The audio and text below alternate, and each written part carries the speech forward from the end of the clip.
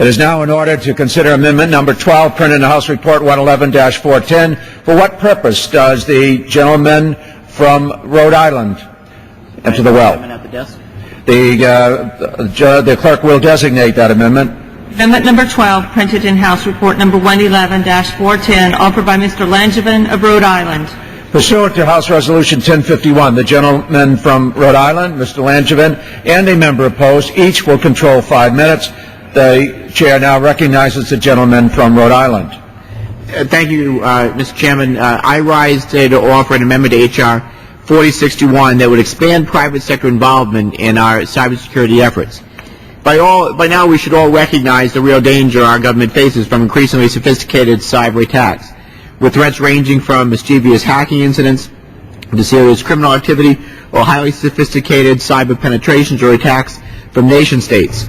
While the men and women of our federal government are incredibly talented and dedicated and work tirelessly to leverage the resources available to them to defend our government networks, the broad challenges inherent in cybersecurity and the often cumbersome government procurement process mean that they not always have the specific expertise or capabilities or technology necessary to keep up with current threats. This is very sobering in light of the fact that, as we know, technology itself squares every 18 months.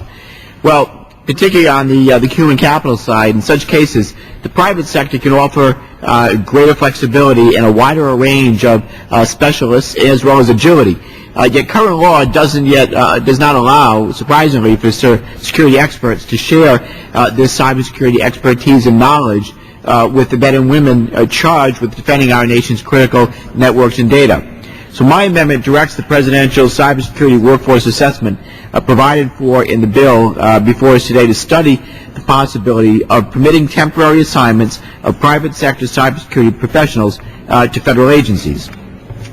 Now, these assignments would offer an important opportunity for the federal government to tap into a wider talent pool and improve private sector involvement in cooperation in protecting our federal networks. By creating easier access to that expertise through temporary assignments in the federal government, we can dramatically improve our ability to protect the public and private cyber infrastructure. I think this really amounts to being a real force multiplier and a benefit to the American people and our nation as a whole. So I urge all of my colleagues to support this non-controversial and common sense amendment, and I would reserve the balance of my time.